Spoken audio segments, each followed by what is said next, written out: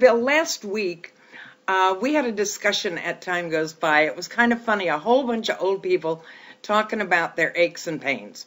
It wasn't the stuff of serious disease, and it was pretty funny. If you read through all the comments, there's hardly a body part that some of us aren't complaining about pains that come and pains that go. A lot of people complained about foot pain and walking, that they can't walk as long as they used to. But also, like, I have a stab in my side. I'm just sitting reading a book and suddenly there's a stabbing pain in my side. Or if I'm cooking in the kitchen, a couple of fingers will stiffen up like this and I have to pull them out, and then the pain goes away after I've held it for a while. It's an old joke about old people and their aches and pains, and we're all afraid to talk about them. So would you talk about them? Well, great, first off, great topic and an important topic. And let me start there. Why don't people talk about their aches and pains? Well, we have it in our culture, in our society, the idea that a good old person is an old person who doesn't complain. The stoic old person who suffers in silence is a kind of cultural ideal for us. And to that, I basically say, hogwash, forget it. You have a right to complain. Go ahead and complain. No we problem. did last week. Excellent. I think the complaining you did on the blog is very therapeutic. Because here's why. When you have that sensation on the inside, you know, the stabbing pain or the stiff fingers or something, and you're alone with it, you have a very different relationship than when you put it out into the open and say to a group of people you care about, you know what, I get this stabbing pain in my thigh, and then it goes away. When you do that, you are sharing it, and you're putting it in a different place in terms of aches and pains generally. The people who move the most have the least. The people who move the least have the most. If you want aches and pains to go away, you have to move more. Now, let's go to the feet for a second, because this is a case where a visit to a podiatrist can do you a world of good. There are very, very, very simple things you can do for foot pain. That foot problems are associated with old age. You don't have to, not for surgery. I'm just saying simple orthotics, simple strategies. You know, when is an ache and pain just an ache and a pain, and when is it something more serious? And I always think the key thing is, does this interfere with your function? I can't get my blouse on because my shoulder hurts. Go see a physician. You know what I mean? Because the pain is interfering with function. If you have the ache and pain, but it's not interfering with function, it's probably just an ache and a pain, and you don't need to do anything medically about it. Aches and pains, are they just part of getting old? And is it just getting old, pieces of us wearing out? No. Here's what's interesting about the human body. I mean, you know, our bodies have their own kind of intelligence that we're not aware of. And our bodies are constantly receiving signals about what's needed and what's not necessary.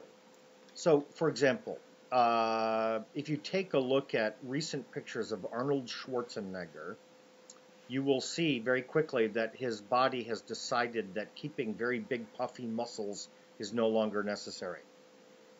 You know, his life has changed. His body shape is changing because he lives in a different way. Here's what I'm saying.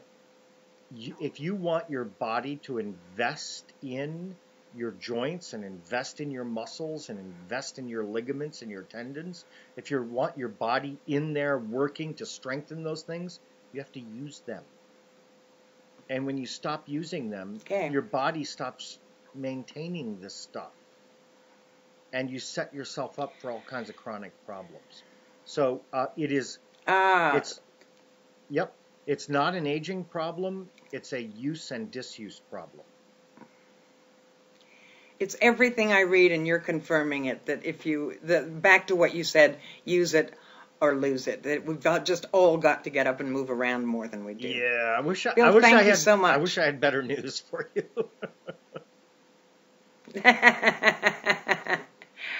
Thank you so much. And I want to remind people who are watching that they should send in their questions at the bottom of the page here in the comments, that you can send questions that you'd like Bill to answer in our next episode. In fact, I think we have one.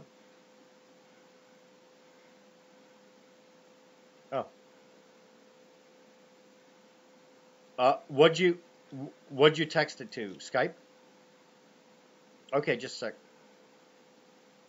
I'm hoping Skype doesn't ask for the camera. I'm opening now, so. Yeah. I will do that. I'm just opening the message now. Okay, viewer. Okay. Oh, I'm muffled. Ronni is great. Oh, unplug your heads. Okay, we got all that. I've started reminiscence sessions at a local assisted living. Do you see this as an important tool, especially for people living with dementia? I think reminiscence has value if and when we put it into the context of people harvesting and gathering up the wisdom of their life. In other words, what makes reminiscence powerful and good is connecting the memories to the important elements of a person's being in life. So I'll try to give you a specific sort of concrete example. If a person reminisces about fashion, what kind of clothes did you wear in the 1940s or 50s or something like that, okay? The best kind of reminiscence then connects that reminiscence about clothing, connects it to how were you living? What was your life like? What did you believe? What did you think? What was how have you changed since then? You've changed how you dress. What else has changed? In other words, I've seen some reminiscence that, they have kind of flashcards and they're like, let's talk about movies. Well, yeah, let's reminisce about old movies, but let's connect some of those movies to my life, to what they mean to me, what this character means to me. So you want to take the conversation, start with reminiscence memory, build into a conversation about the deeply meaningful things about people's lives. Now, not everybody living with dementia can go all the way down that road. That's all good. But go down as far as you can with people, and you'll be doing a good thing. So to the viewer who sent that question in, I want to say one more thing. Thank you. Speaking on behalf of the elders, thank you for being with the elders. Thank you for having the pleasure of their company.